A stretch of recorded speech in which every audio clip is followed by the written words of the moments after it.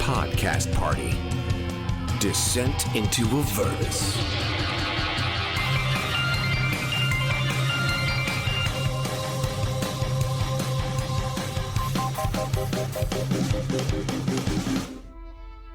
My name is Painbearer Corbin Shiv. My friends and I are trying to save Baldur's Gate from the Vanthampur family. They want to drag the whole city into hell. Our quest has brought us to the Vanthampur villa in the upper city. We snuck in and made it to the second floor where, well, things got bloody. We just took care of a bunch of guards. It seemed like they were protecting Thurstwell Vanthampur, one of the brains behind the plot. I start making my way towards that door that the guard was guarding. Okay. Actually, could be trapped. No one's come through it. Do you want me to check it? Yeah. I move the body out of the way so Hylan can get up to the door. And I give her guidance. Right on. Thank you. Investigation. The 9, but I have guidance. Hold on. The 10. You don't think it's trapped? Seems fine. All right, back up. Reya, stay with us, come on. Reya moves to your position. We're going to need you. Everybody back off me. I kicked that door open. Okay, the door gets kicked open. Inside the room are two things that you note immediately. Flapping its teeny little vicious-looking wings in the middle of this room is a red-skinned, golden-eyed creature with nasty-looking teeth. And you can just make out that there is a figure huddled on the other side of the bed, shivering, trembling, potentially with fear or cold, you're not sure which, and then a voice utters from it. And it says, "No, they shall not take it! Kill them all!" I say, hello, gorgeous, and I lunge at the imp. Okay. Hey there. We definitely rolled initiative here, but it disappeared from the recording. Maybe it was the imp? Oh well. The imp got a 17 on its initiative, so it will go first just before you, Renascence. So as you enter the room, the imp just... And it's I can't kill that. What does that mean in Infernal? go fuck yourself? I don't know. Okay, fair enough. And as you sort of run through the doorway with your sword at the ready, Renascence, the imp's tail comes up to the level of its eyes and it flies directly at your face, its stinger poised to strike. That's a 17. That misses. Oh. I grab the stinger in my gauntlet and just squeeze it a little bit and let it go. You're milking the venom? Ew. Renascence, it's your turn. Okay. Is the imp able to prevent me from entering the room, like by moving around it? It is a small creature, so you can go around it by squeezing around it, yep. Okay, I'm just going to squeeze around and get directly. So the imp is now between me and the door. I step into the room. And then I turn around and slash at the imp with a 17. A 17 will hit. Yes. I did 3 points of damage to the imp. Okay, your sword flies through the air at this creature, and it definitely hits, and you would have expected with a swing like that to just have it sent flying across the room, but instead it just like knocks it about a foot in the air and just it just screeches at you. Clearly you haven't done as much damage as you thought you might. Ah, that's how it is. All right. That's the end of my turn. Okay, Hylan. I look into the door. I see this imp in the doorway. I will also step around it, as Renascence did, so now I am beside it in the doorway.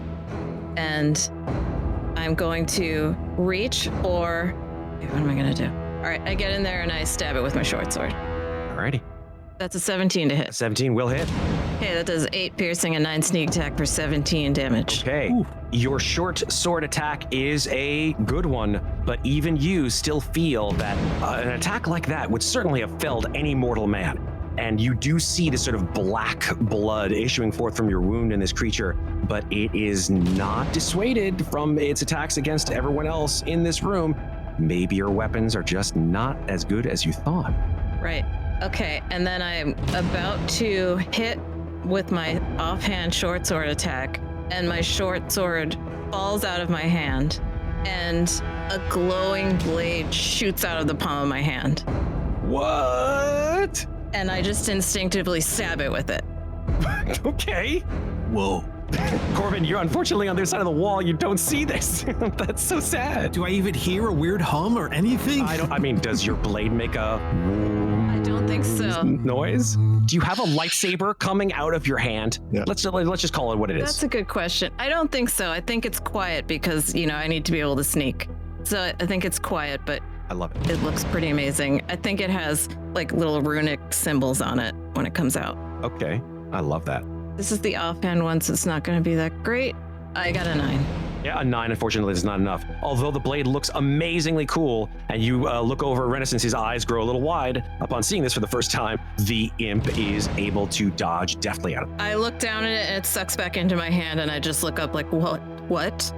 That's new. Bring it back. Bring the sword back. Bring that back. What are they talking about? Ofelia, curious, you may want to find out. It's your turn. I sure do. Okay, Ofelia will step over into the doorway. She doesn't see Hylan holding any sort of sword-looking thing, though, right? My short sword's on the ground. That's probably the only thing you see. She will keep her distance over here, and she will take out her violin and cast Vicious Mockery. She will say, Poor sad little imp, all alone and all bark with no bite. Ouch. that's a DC 13 Wisdom save. Got a 10. So it'll do, unfortunately, not as much damage as I would have liked, but that's going to be 1 point of psychic damage and disadvantage on its next attack. Oh, that's great. Okay, the imp shrieks and grabs its head and just goes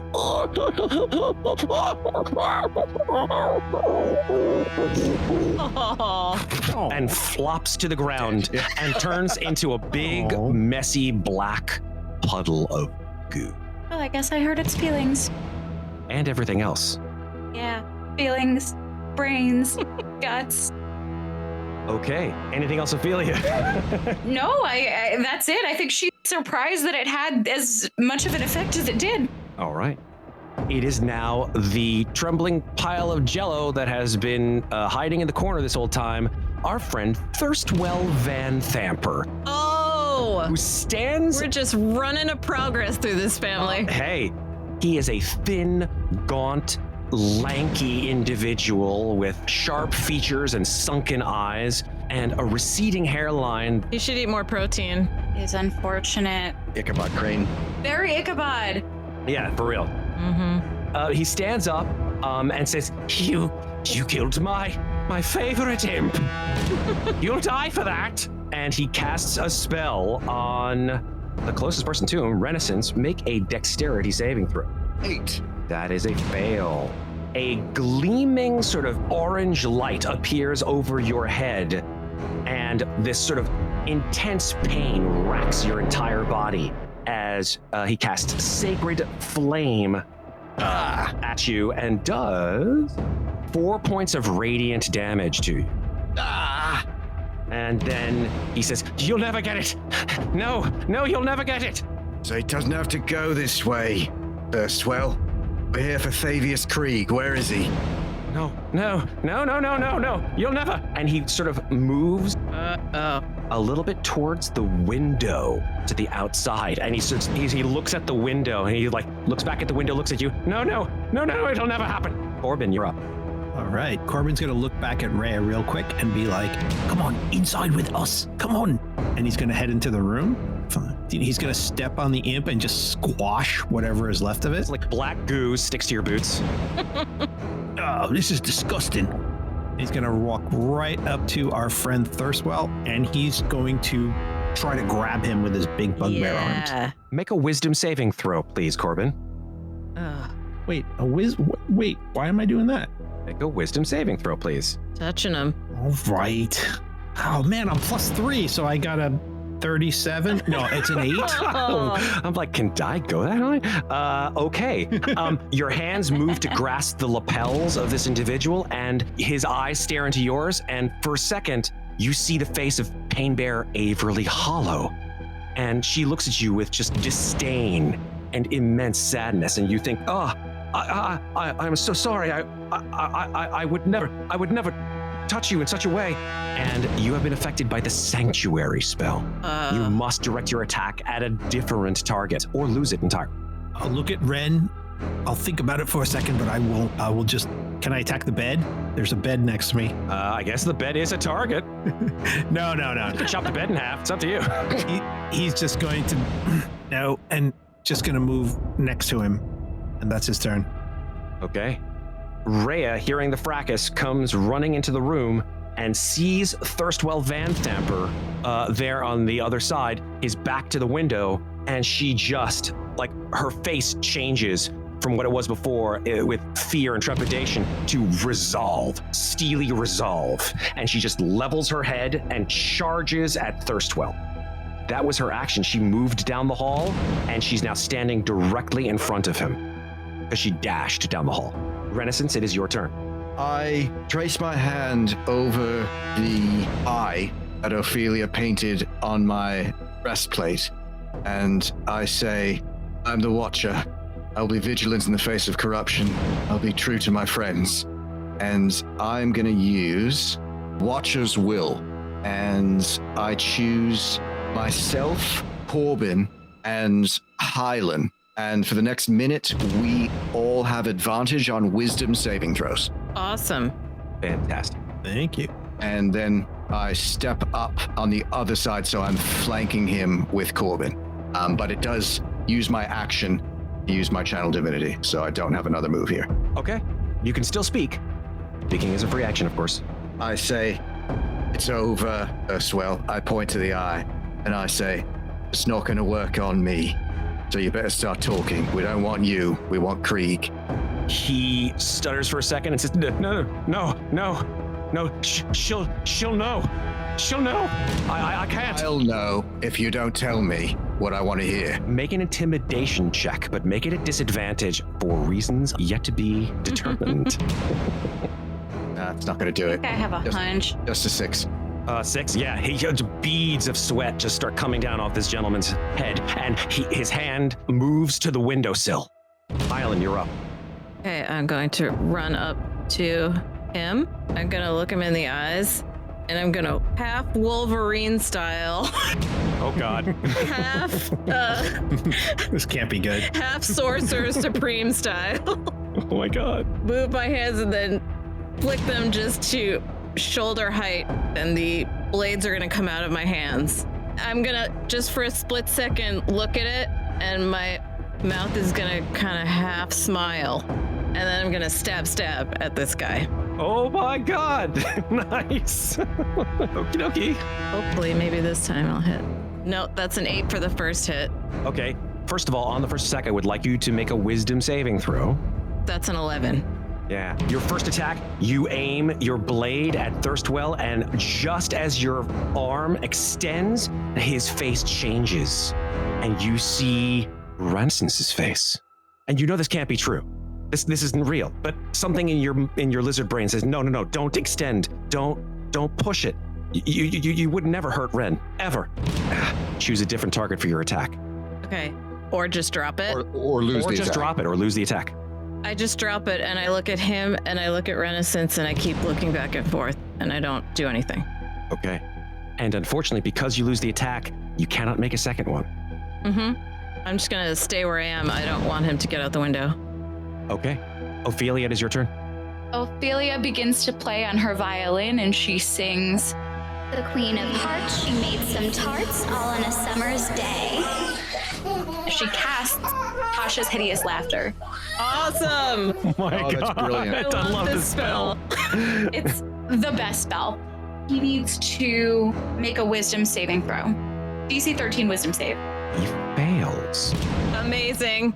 He falls on the ground, laughing hysterically. So Thurstwell looks around. He's surrounded. His hand moves to the window, and then his eyes widen, and this sort of awful, hideous grin showing rotten brown teeth underneath just stretches his face in a sort of rictus, and he goes, she'll kill me. She'll kill me. And falls on the ground. It is now his turn. He can make another saving throw, correct? Yes, at the end of his turn. So he will do so. Let's see if he remains laughing or not. Is this the killing joke? We don't know. Here we go. He got a 14. He breaks it. He doesn't get to do anything, though. That's correct. So he just laughs, falls on the ground. You guys look at each other like, what is going on here? And like tears are streaming down his face. And 6 seconds later, his eyes flitter open and he's on the ground looking up at all of you. It's like that scene in the Avengers where Loki's looking up at all the Avengers and he's just like, Corbin, your turn. Corbin would like to grapple him. Okay. Since he's on the ground, do I have advantage? I don't know how it works. Yes, any attack on a prone target has advantage. In this case, however, you still will have to make a wisdom saving throw because he still has sanctuary on him. But you do have advantage on that save. Right? Something I should be good at?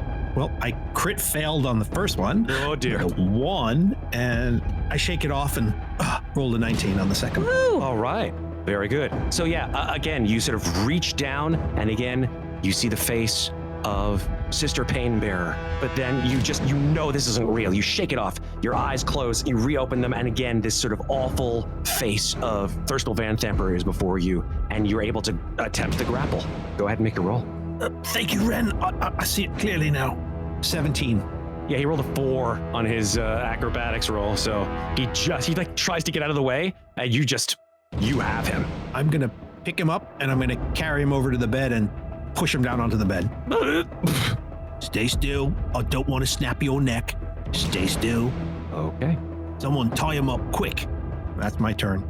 Reya and I have the next moves. Can we tie him to the bed with sheets? Yeah, Reya has this sort of look of frustration and also just immense purpose. And she runs over to the other side of the bed, pulls out a rather large length of rope, and starts to tie Thurstwell Vanthampur with it. Yeah, I will do the same. And all the while Reya is saying, where is he? Where is he? I know you have him. Where is he? Reya, stop. Just stop. Let us handle it. We'll find him. We've got this. Thurstwell is restrained at this point, and he does not seem to be offering any further resistance, so we are out of combat. You guys have Thurstwell Vanthampur tied up on his bed.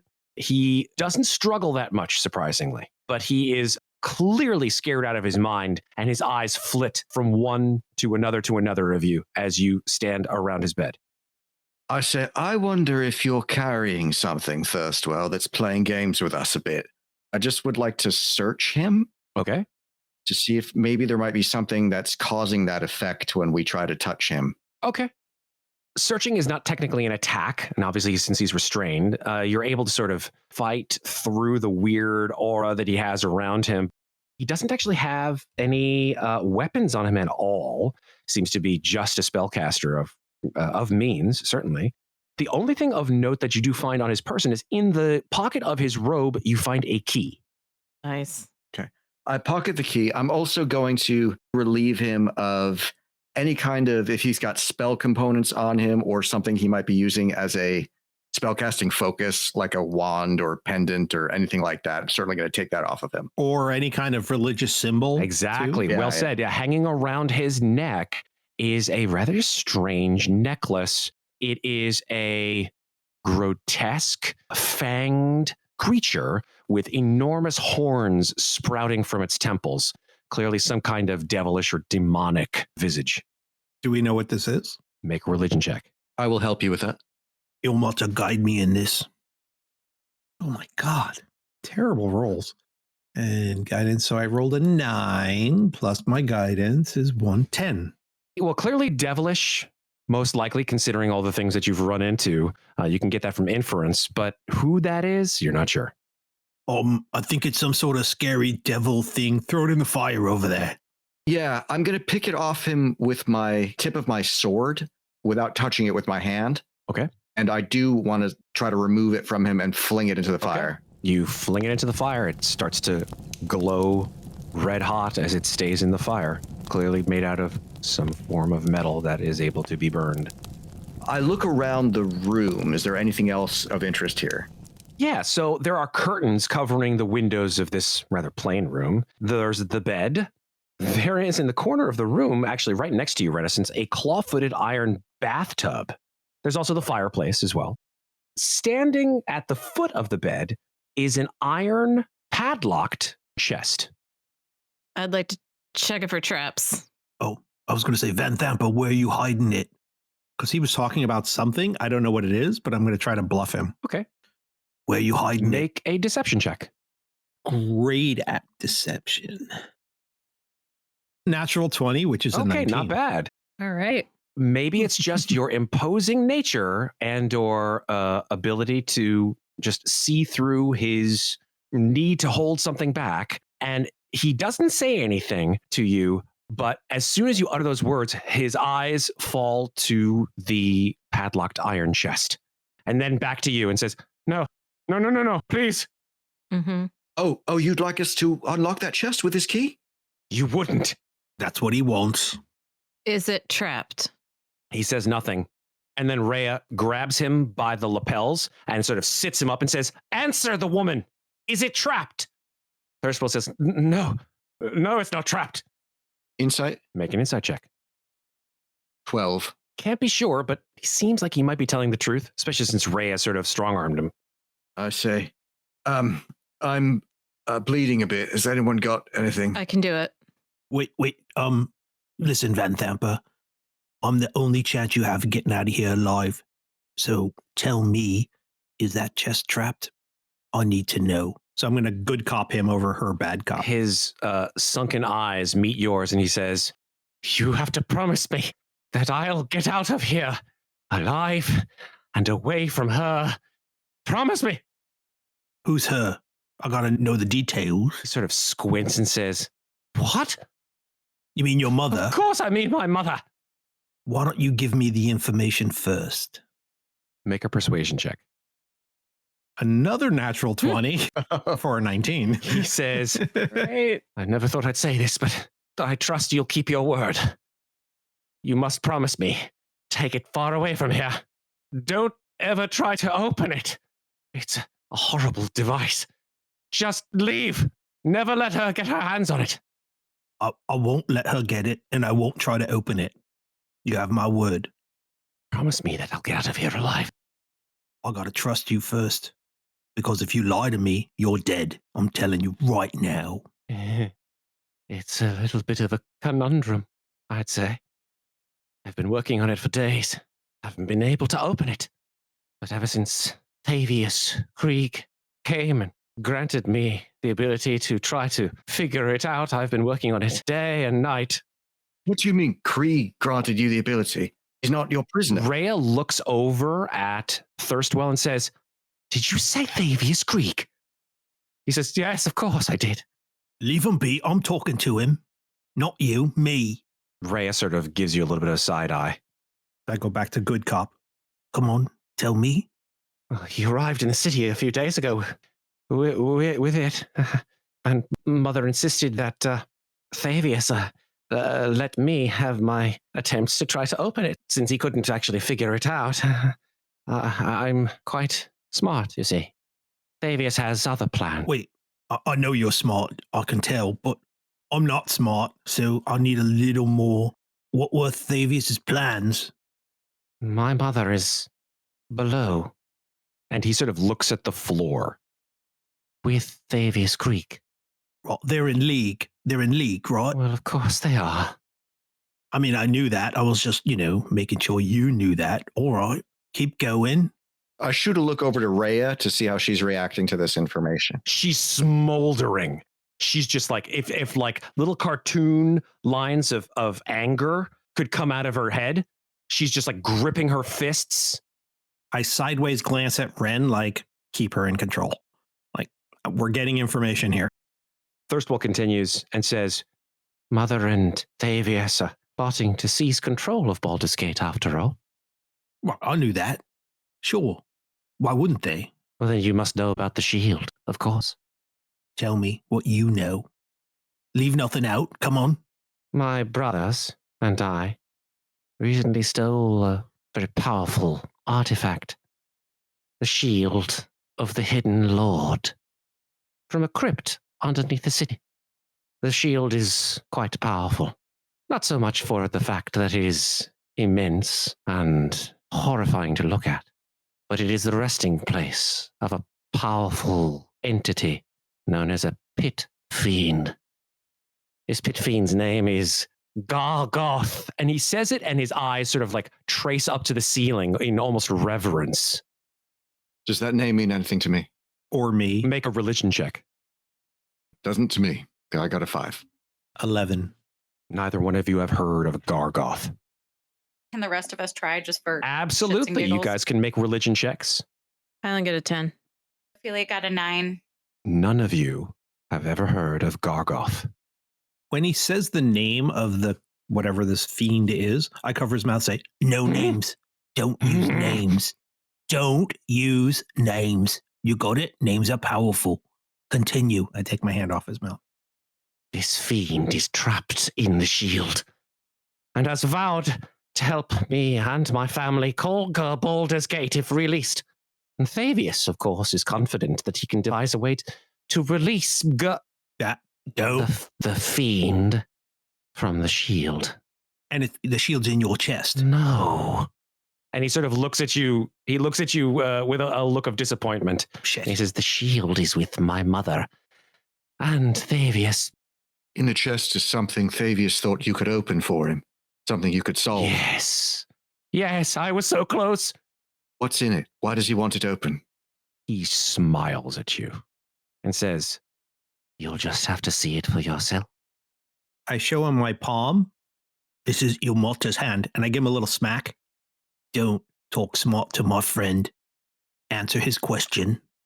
He says, wasn't very polite.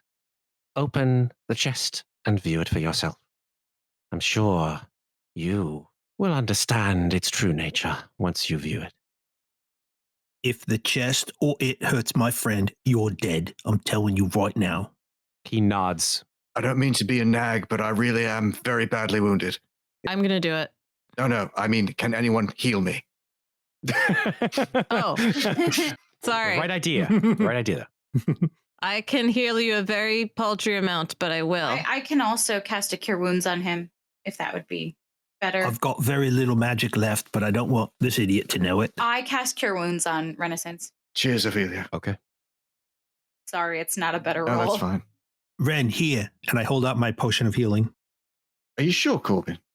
Yeah, I've got so little magic left if I need to heal someone in a pinch. Wait, no. I'm stupid. I've got one. You keep yours. You sure? We should split them up. So if you use yours, take this one so you got one. Okay. I will drink my own potion of healing. Okay. And I will give him mine.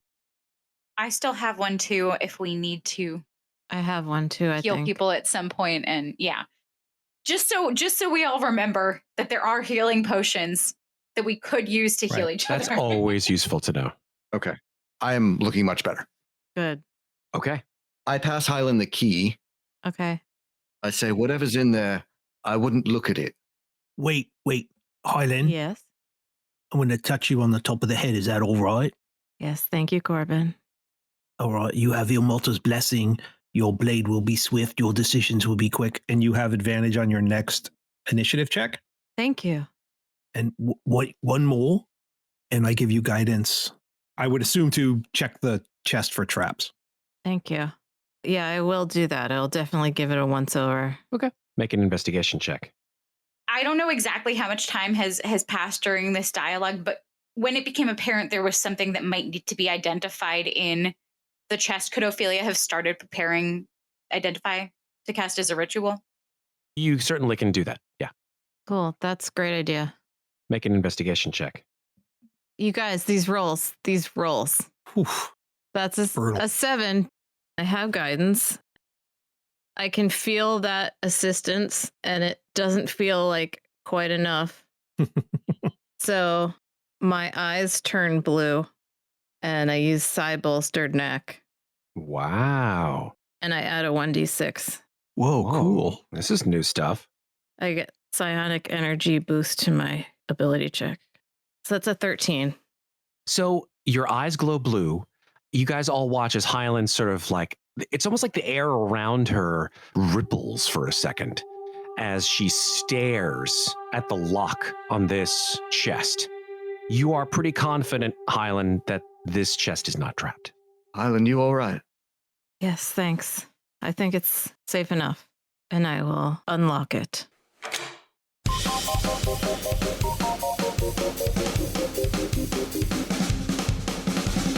Hi, everybody.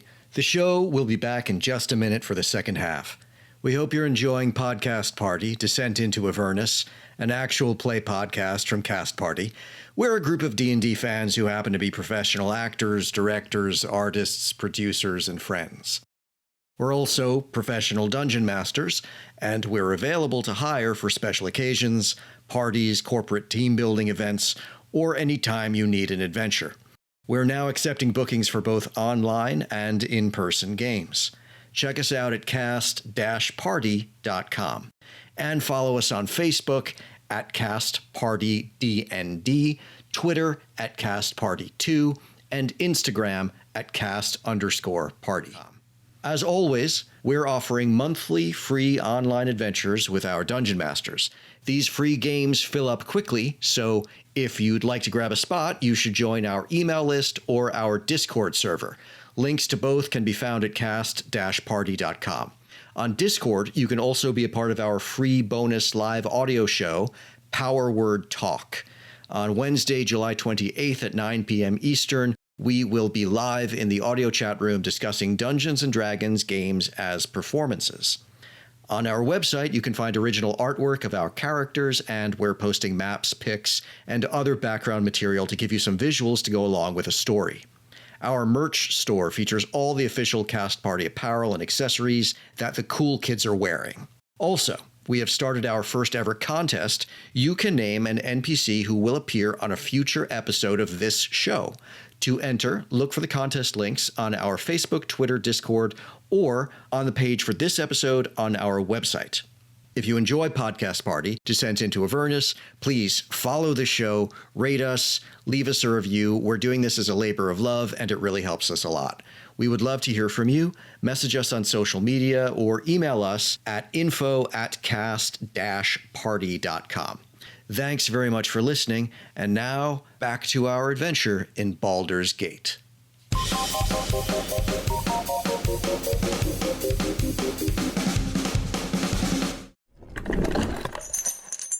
The inside of the chest is shown. There are multiple objects in it. The first object that you see is a jumble of wrinkled cloth, some kind of garments of various type. You see some red wax candles, quills, blank sheets of parchment and jars of ink. You also see a wooden coffer. What is inside that coffer you do not know. You see a small vial with red fluid in it, immediately recognizing it as a potion of healing. And a black book with the word Apocalypto on it. Right on top of that book is a very strange object. This object is a cube, approximately 5 inches on a side, made out of some kind of metallic material that glimmers in a way that you've never seen metal glimmer. It's almost sort of oily and brilliant at the same time. It's rusty, but also has a very keen, sharp edge to it. And it is glowing with runes all over it. I'd like to cast Identify. Okay. You know, upon casting Identify on this cube, this is an object known as an infernal puzzle box. Infernal puzzle boxes are items that are created within the 9 hells and are locked magically. What lies within varies from puzzle box to puzzle box. Only the most intelligent and nefarious minds have ever been able to open them. And whatever awful things lie inside, that is something you are not made aware by this spell. I think we should gather those things up. I don't think we should take half an hour in this room. I think we're pushing our luck already. Yes. Does anybody have gloves? I'd take some sheets from the bed and kind of use the sheets to tie them all up in a little bag. Mm-hmm. and then I stuff them in my pack. Everything that was inside the chest.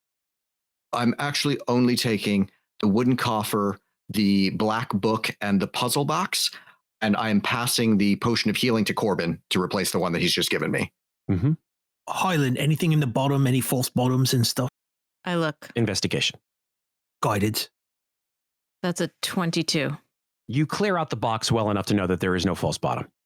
Okay. I want to talk to Thurstwell again for a moment and say, do you know what's inside this? No, I don't. Thavius Krieg gave it to me to see if I could open it, but I guess I'm just a big disappointment to Mummy, aren't I? I suppose you are. Where did he find it? He never told me. And what did Thavius want with it? You said it was different from what your mother wanted. Yes. Thavius and my mother are, of course, working out how to release the fiend, as he looks over at Corbin, from the shield. How do we get down there, Thurstwell? Down where Krieg and your mother are? Take the stairs. Right. You're going to get out of here alive, Thurstwell, just like we said. You've only got one more job to do. Do you know what it is? Do tell. You're going to walk us downstairs. Show us how to get down. We're going to walk you out the front door. Are you going to leave me in these? And he holds his hands up, which are tied. No. You're going to come nice and quiet and polite with your friend Corbin. And we're all going to walk downstairs together. And if anybody asks, we're your guests. Fair enough. Promise not to betray us. You keep me alive, I'll do the same for you. Is he lying? Insight check. Yeah, insight checks.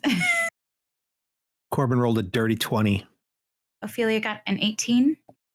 19 for Renascence. The three of you have a pretty strong suspicion that he's telling the truth, strangely enough. Yeah, he doesn't have much choice. We tossed his holy symbol in the fireplace, so he's kind of neutered. Before we leave, Ofelia says, you didn't want this open. Why not? You're not aligned with your mother and Thavius? I just didn't want anyone else to do what I couldn't. And his eyes sort of flit to you. Let's go for a walk, Thurstwell. Be smart, Vanthampur. I have a quick question. I'm sorry. Did your mother and Thavius Krieg cooperate to send Elturel to Avernus?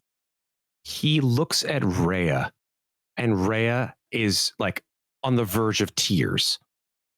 And Thurstwell says, but if I say yes, this one is clearly going to strangle me to death.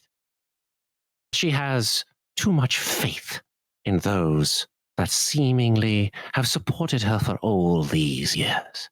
Too much faith in the good of humanity. So clearly I cannot tell you what I wish to tell you. Why don't you whisper it? He sits up on the bed, and his head sort of snakily curls around yours and says, with pleasure. Gross, but you gotta do what you gotta do. Let's go for a walk. Okay. Reya, she has been quiet up until this point and continues to be quiet. Even after Thurstwell stands up off the bed, he sort of gives her just a quick look. Reya says nothing. And Thurstwell walks out the door and into the hall. Ren, talk to Reya. I'll stay with Thurstwell. Yeah. I'll drop back with her. I say he's just a little fish, Reya. And he's going to lead us to the main course. He's lying, Ren. I know it. Thavius Krieg would never do something like that. He's lying. He's lying to save his own skin. Well, there's only one way to find out the truth, isn't there? I'm a little concerned about bringing this puzzle box right to her. I'm just... Yes, it's a valid concern. I agree. She says, but what other choice do we have? I know. We can't hide it somewhere else in the house. No. It's probably safest with us. We'll just have to make sure that she doesn't get it. The thing is, once we get out of here, I don't think we're ever getting back in. I know. That's the conundrum.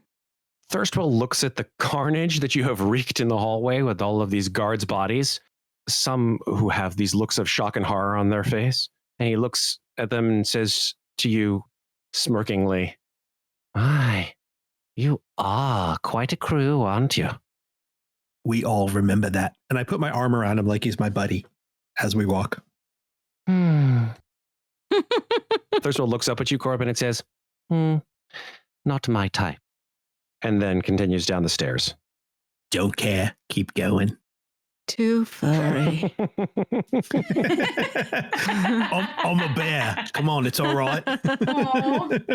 As you descend the stairs, you do in fact see on the first floor in a puddle of blood the form of the man who you saw coming in through the back entrance, this rather old man, a look of intense shock on his face and just a massive gash through his torso, lying in the middle of the hallway.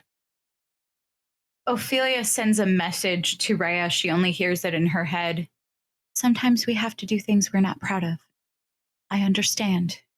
There's no response. Now that you're actually taking the time to view this portion of the mansion, rather than sort of sneakily moving upstairs through it, you see that there are black curtains drawn over the windows to the south, keeping this hall rather dark and somewhat cool, but very clean. I guess it's kind of like Cameron's house in Ferris Bueller's Day Off. It's very dark. It's very cold. Is there a Porsche? Well, you haven't gone out to the garage, but who knows? Okay, fair enough. The other thing that you notice is that this is somewhat of a gallery. You see that it contains an eclectic collection of tapestries, paintings, and alabaster busts on pedestals, which you assume are meant to impress guests. But it's very clear to the four of you that these are knockoffs. And it's basically a testament to bad taste at this point. Yeah. Money doesn't give you good taste. Thurstwell looks at you, Corbin, and says, "Are you moving, or are you going to stand here and gawp?" Come on, which way? Move it, buddy. Squeezing his shoulder a little harder. Corbin, as you move south into the room, you're not quite sure, but maybe right beyond the wall to the south, you see a boot. A boot? Yes. Like somebody's hiding back there? It could very well be. Thurstwell, behind the wall there. Take care of it. Come on. What? What's behind the wall there? I see it. Well, let's go together, shall we? Sure. If you lead us into a trap, I aim for you first, right? Yes, of course. He gingerly steps around the body of the butler. Oh, how distasteful. Killing my butler. He was a shit butler, don't worry about it. There you are right. Oh, you mean this? And he turns around the corner where you saw the boot, and there... If he goes to touch it, I'm going to stop him. But he gestures to a 6-foot-tall, very lifelike wax statue, which depicts Duke Thurstwell Vanthampur cradling a very strange-looking animal. At first glance, it looks like a cat, but you realize that this rather mangy-looking cat has wings, and it has a wax rat in its mouth. Yes, I know, quite the likeness. I can understand why you might think it might have been an actual person. Does your mom really have a cat like that? Oh, yes. Slobberchops. She's somewhere around here, I'm sure. So, I'm sorry, let's have that name again. Slobberchops? Slobberchops, Gesundheit. Slobberchops, yeah. Yes. Is it just like a cat that someone stuck wings on it? No. She's not a cat at all. Is it like the imps where they can change their forms into like birds and stuff? No, not like that. Well, let's not play 20 questions, Thurstwell. What is it? Slobberchops is a Tressim, of course. What's that? Make an Arcana check. Corbin rolled a 16. Renaissance rolled a 1. It's a cross between a fish and a dog. Yep, 100%. Does it make crow noises? Yeah.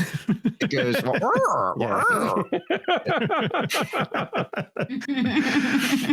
Corbin, although you've never seen one, you've heard of these creatures. Maybe you've heard the legend of these particular creatures. Maybe you thought you saw one sort of skulking through one of the alleyways of Baldur's Gate at some time. But Tressums are essentially results of wizards' experiments to try to make cats fly. So it is a cat that someone stuck wings on it. Right. Do I know anything about them? Like, can they turn invisible or change shape or anything like that? From a 16 in your Arcana check, you know that Tressums are not really beasts. They are very, like cats, that are very good at smelling things out. They can also, they can't turn invisible and they can't change shape, but they obviously can fly and climb and do all the other things that cats can do. Yeah, they're basically kept as pets, just like this one. All right. If you see the cat, make sure you tell it we're friends, right? I don't usually tell my cat anything. I just say, get out of the way. Whatever. Keep moving. Yes, right, of course. Through here, of course. And he gestures to the door to the east. Vanthampur's first. He sighs and opens the door. As soon as the door opens, all of you standing in front of the door are hit with this wonderful smell of food. Cooked meats, herbs, stews, wine, alcohol, all those things that you would associate with a very well-stocked kitchen and or pantry. So hungry. Come on, buddy. Let's get something to eat. Come on. Get in there. He moves inside the kitchen. I go in with him. Oh, I think I see a Slobberchops. There's something white and fluffy over here. What is in that the white corner fluffy thing? of this room, looking at you with these bright green eyes, not really trying to hide at all, sort of like almost trying to sort of walk around the legs of the nearby table, is indeed a very mangy looking Tressum. Adorable. I'm going to definitely call our cat Slobberchops now. I mean, it's a great name. The greatest name. Oh, yeah. Oh, it's so Oh my God. cool. That is awesome. I want one. I love how haggard this winged cat looks. Tressum, Tressum Slobberchops, meat party, make Tressum Slobberchops. Slobberchops? You say the word Slobberchops, the cat like instinctively looks at you and goes, I'm going down on the ground a little bit. Slobberchops. What you doing? It hisses. I look around. Is there something cooking in the stew or some like anything handy? There is a pot over the fireplace in the corner of the kitchen, and you do happen to see some stew cooking in it. I see if I can ladle out like a piece of meat, and I just kind of dump it on the floor. Okay, make an animal handling check. I'm assuming that's what you're trying to do. 17. Ooh. Slobberchops doesn't pad over to the piece of stew meat that you have left it, but sort of opens its wings to its full width, which are about 3 feet wide, that's and glorious. just takes off from the floor and just pounces on it like a rat. There he is. Hisses at you like as almost to warn you off, like it's mine, don't touch it. No, that's yours, Slobberchops. And just You're all right. immediately starts gnawing on it. There it is. Cat with wings stuck on it. And I miss Nell. So Thurstwell looks at Slobberchops and rolls his eyes. He goes, giving her that food, she's just going to want more. I throw another piece of food. What do you care? You throw another piece on the floor. Yeah. Fantastic. Slobberchops sees, traces it through the air and takes off from the ground and just catches it in her mouth like a dog would a frisbee. I'm going to do this all day. We probably shouldn't do it all day, though. Yeah, I guess we should probably focus. Yes. Come on, Thurstwell, which way? It's through there, but I'm not going down there. You said you'd let me go. No, when we get to the right spot, we'll let you go. This isn't You the never right said spot. where the right spot was, Bugbear. Careful, Thurstwell. Open the door, Thurstwell. Fine. And let's have a look. Gracious. Walks over to the door in sort of a huff and opens it swiftly, showing a room with a rather large barrel inside and the edge of a banister, which you assume are stairs that go down. I'm going to grab maybe like 3 pieces of meat and put them in a little cloth in my pocket before I go down. Okay. I say to Thurstwell, how large is the basement? Oh, Extensive, I assume. yes. Yes, very, very, very extensive. Are there any rooms or areas which we should steer clear of? I would say all of them, if you value your life. I think you know what we mean, Thurstwell. I can't say for certain, but my mother does have some surprises down there. I just haven't been around to actually view them. She does keep quite a lot of her own personal guard, and my mother is not someone to trifle with, of course. Well, you know what, Thurstwell? I'd say it's a beautiful day to disappear completely from the city of Baldur's Gate and never be seen again. He smiles in your direction and says, and by disappear, you mean? Put one foot in front of the other, rinse and repeat. I gesture to the door.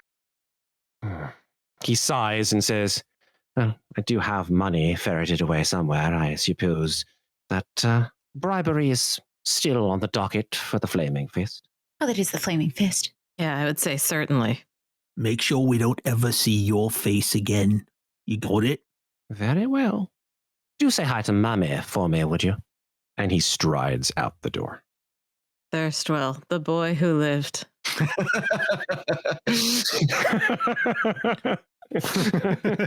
For now. I can't believe we let him Hey, go. you know, you couldn't pull a hat trick with all the brothers, so it's fine. It's fine. Mm-hmm. Yeah, I don't like his prospects. If she finds out this happened, she's definitely going to have him killed anyways. So, you know. Yeah. I think Amric had to have been the favorite. Amric seems to have been the favorite, yeah. Hey. He's on Ren's mantle now. Just his head. Mm-hmm. All right, we ready? No, but let's go anyway. Mm-hmm. Hylan, you want to go first or you want me to go? Either way's good. I'll go. All right, I got your back. Great. I'm going to attempt to sneak. I think we should all be sneaky. Make your stealth checks. Yeah. All right, I will guidance myself. I like how you always say guidance and not guide. I know. It's cute. I will guidance Hylan because she's in front. Thank you. Oh, look, a non-horrible roll. Yeah. You sound like it. Marvin. Oh, Yep. Oh, an achievement. I actually got a 15 on the stealth check. Okay. Hylan got a 14. Okay. Ophelia? Ophelia rolled an 18. Oh, wow. These are good so far. Corbin's so worried about Ren that he's Oh, looking God. back and he trips over the stairs. Oh, And he rolled a Kerkerfunk. 9. He rolled a 9. Corbin. Oh, shit. Surprisingly, Reya got a 13, which is not awful. All right. So that is, from a group's perspective, that is still a success. All right. Renascence, as you walk through the doorway, you hear from behind you. Oh boy, we let the cat Right. in. Yeah, but quiet. Quiet. And Slobberchops is just standing there, her green eyes staring holes in you. Give her more food. More I said- food. Yeah. Hylan, pass us back a piece of meat. I'll save some though, but take this piece and Yeah, just one piece. rip it into 2 pieces. So I'm going to do the same thing I do with my own cat, which is I throw the piece of meat back into the kitchen. And once the cat goes to get that, I shut the door. Oh, man. Here. Just at bedtime. And like we see the meat fly through the air, land on the ground. Slobberchops takes off from the stairway and just flies, just tackles the meat, just rolls with it, starts gnawing on it, and then the door from her point of view. And then just like right on Slobberchops' face, and you just see her go, no. Yeah. Oh, Slobberchops. Aww. I said, I'm sorry, Slobberchops. If I'm not dead, I'll come back and give you another piece. All right. Let me move you guys down to underneath the Vanthampur villa. But before we do that, I have some important information to relate. What's that? Bum, bum, bum. Welcome to level 4. Oh, snap. I didn't see that coming. What? All right.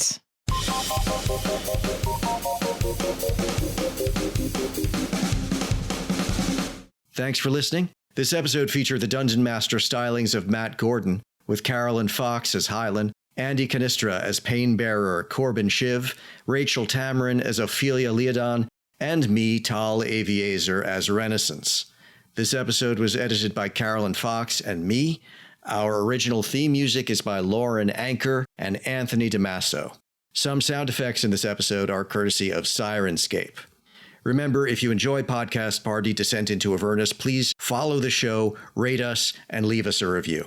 Thanks very much for listening. We will be back in 2 weeks with the next episode. I'm loving this fight more and more every round. It's just absolutely gonzo bullshit. I love it.